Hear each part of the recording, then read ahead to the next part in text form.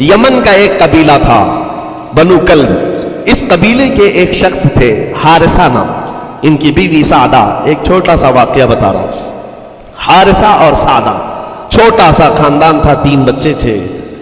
حارثہ کے بیٹوں میں ایک بیٹے کا نام ہے زید. نام یاد رکھے, بہت امپورٹنٹ نام میں ذکر کر رہا ہوں. ایک ہی نام ایسا ہے جو قرآن میں آیا ہوا ہے, وہ زید. یہ حارثہ کے بیٹے زید ہے, بیوی سعدہ ہے. یہ حارثہ اور سعدہ 3 بچوں کے ماں باپ تھے, ہنسی خوشی زندگی گزار رہے تھے. سعدہ ایک دن اپنے بچوں کو لے کر اپنے مائکے جا رہی تھی. راستے میں ڈاکوؤں کا حملہ ہو گیا, مال سب چھین لیا قافلے کا. اور اتفاق ایسا کہ یہ 8 سال کے جو زید تھے ان کو بھی ڈاکوؤں نے چھین لیا. ایک ماں سے اس کا 8 سالہ بڑا بیٹا چھین لیا جائے تو ماں کی کیفیت کیا ہوتی. اس قدر درد میں تھی ماں. جان تو بچ گئی, 2 بچے بھی بچ گئے, لیکن بڑا بیٹا میرے ہاتھ سے چلا گیا. مارے مارے صحراؤں میں گھومتی تھی, پکارتی تھی میرا زید میرا زید میرا زید میرا زید. ڈاکوؤں نے زید کو کیا کیا, عکاظ کا ایک میلہ لگتا تھا. اس وقت یہ غلامی کا دور تھا, لوگ انسانوں کو پکڑتے اور بیچ دیتے تھے. وہاں لا کر کے انہوں نے زید کو بیچ دیا, غلام کی حیثیت سے بیچ دیا. آگے میں بتاتا ہوں.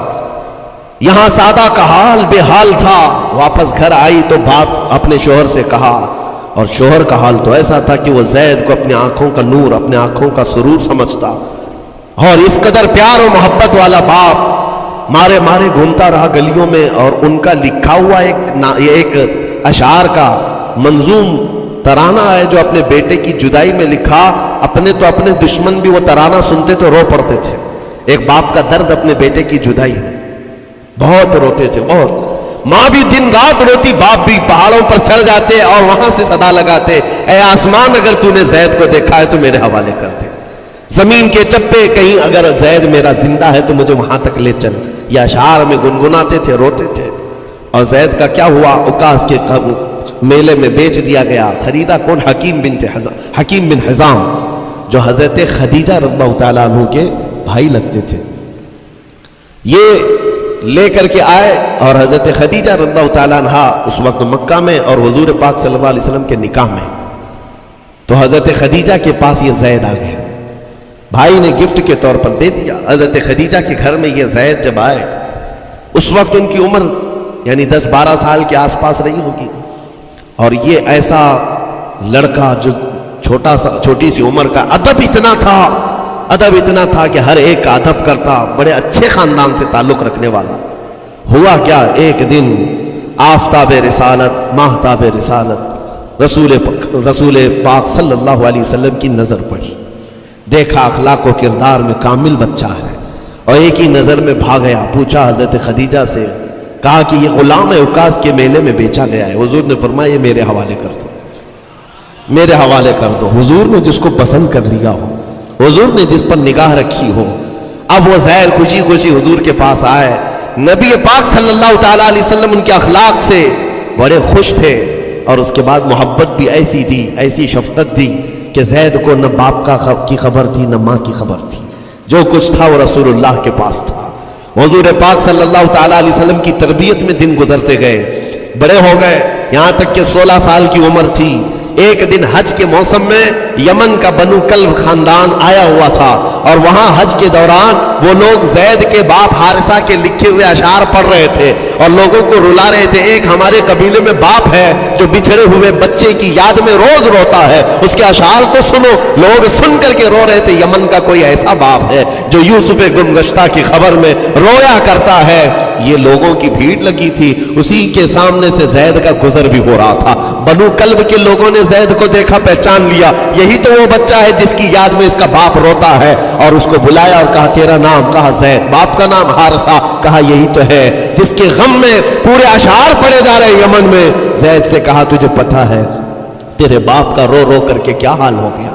تیری ماں صحراؤں میں آواز دیتی ہے, پہاڑوں پر چڑھ جاتی ہے. ایک بچے کے لیے اس کے ماں باپ کی جدائی بتا دینا کتنی بڑی بات تھی.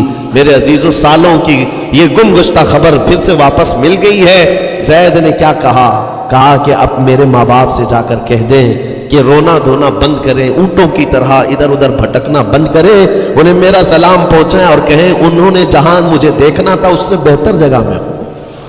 اس سے بہتر جگہ میں ہوں. یہ بنو کلب خاندان گیا یمن، جا کر کے باپ سے کہا، حارثہ سے اور سعدہ سے، خبر تمہارے لیے اچھی لائے، تمہارا گم ہوا بیٹا جو پچھلے 10-12 سالوں سے تمہیں نہیں مل رہا تھا، وہ حرم کعبہ کے پاس ہمیں نظر آیا ہے، غلام بنا کر لوگوں نے بیچا ہے اسے، لیکن وہ ایک ایسے حسین و جمیل کی غلامی میں ہے، ایک ایسے حسن والے کی غلامی میں ہے کہ زید وہاں سے ہٹنا نہیں چاہتا. باپ نے کہا میرے کلیجے سے پوچھو مجھ پر گزرتی کیا ہے، اس کی ماں سے پوچھو، ایک نظر دیکھ لے گا وہ واپس ہماری جھولی میں آ جائے گا.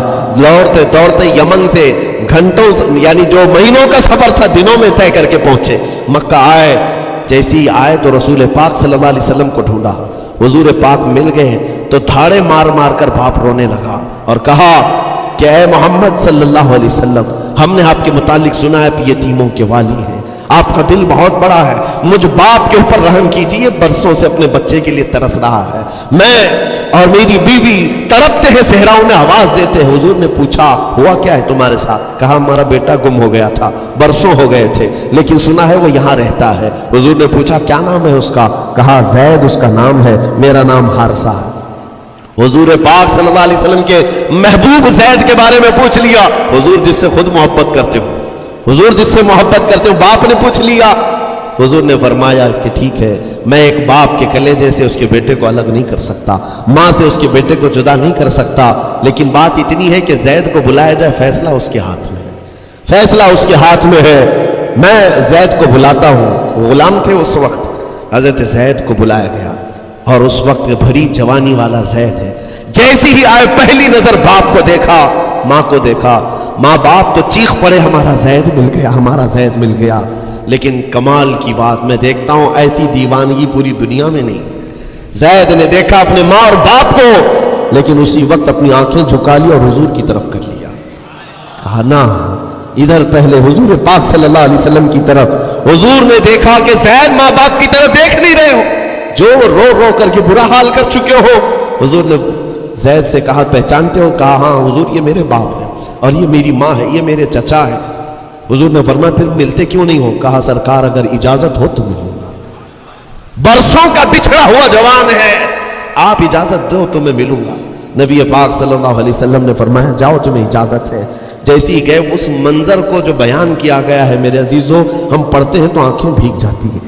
ماں لپٹ کر کے اپنے بچے کو ہر جگہ چوم رہی ہو، باپ سینے سے لگا کر کے دھاڑے مار کر رو رہا ہو، پہلے تو غش کھا کر گر گیا تھا، پھر افاقہ ہوا. یہ دردناک منظر تھا. اس کے بعد زید بن حارثہ کو کیوں نہ تکلیف ہو، غم کیوں نہ ہو، ماں باپ بچھڑے ہوئے اتنے سالوں کے بعد دیکھنے کو ملے، دل پر کیا بیت رہی ہوگی. میری ماں وہی جو مجھے خشکیوں میں پالا کرتی، تریوں میں پالا کرتی، میرا باپ وہی جو خون پسینے کی کمائی سے مجھے کھلایا تھا، آج آ گیا ہے.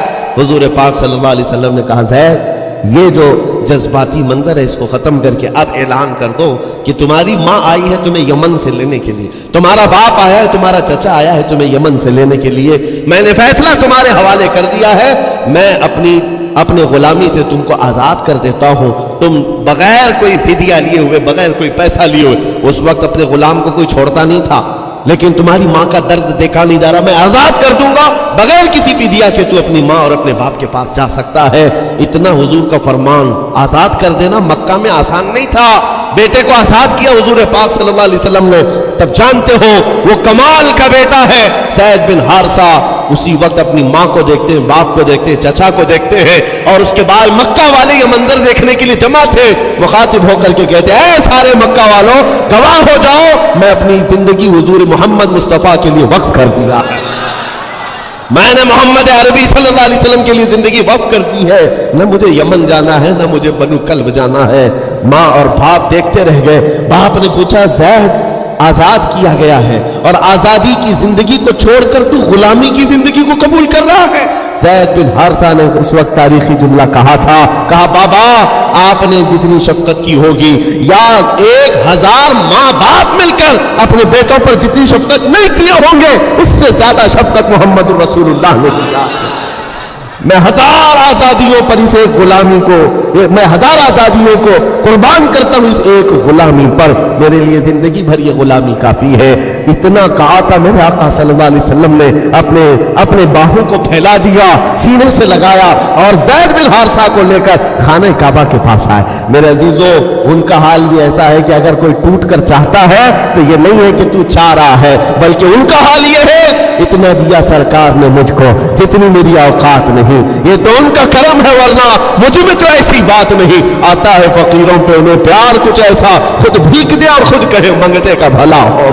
حضور اکرم صلی اللہ علیہ وسلم زید بن حارثہ کو پکڑتے ہیں، خانہ کعبہ کے پاس لے آتے ہیں، ہجوم جمع تھا، مکہ والے سب کھڑے تھے، تب نبی پاک صلی اللہ علیہ وسلم اعلان کر کے کہتے ہیں اے مکہ والوں سن لو، آج سے زید کو میں نے آزاد کیا ہے، اور صرف آزاد نہیں، آج سے یہ میرا وارث ہے اور میں اس کا وارث ہوں،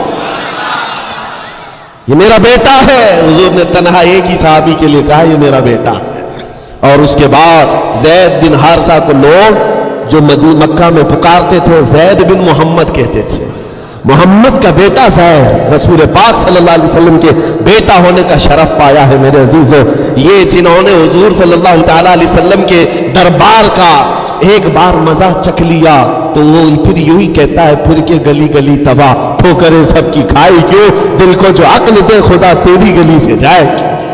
حضور پاک کی گلی میں جو ایک بار مزہ لے لے وہ پھر دنیا کی ٹھوکریں نہیں کھاتا۔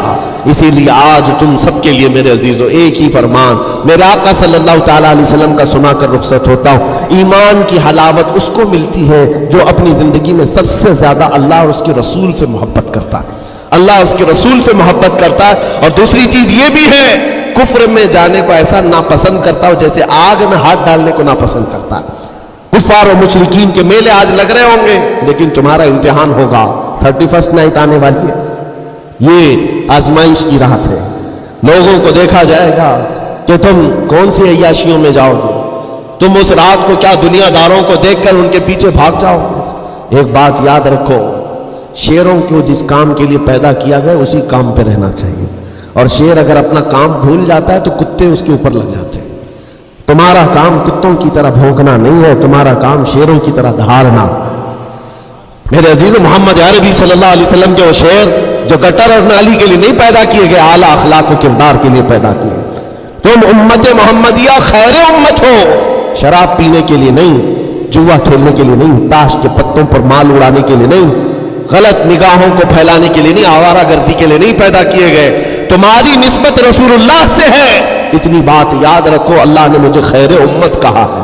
میری آنکھیں اٹھ رہی ہیں تو فرشتے بھی دیکھ رہے ہیں، رب تعالیٰ دیکھ رہا ہے میرے چلنے پھرنے کو، رب تبارک و تعالیٰ اس کے علم سے کوئی ایک ادا بھی میری بے خبر نہیں ہے، غافل نہیں ہے۔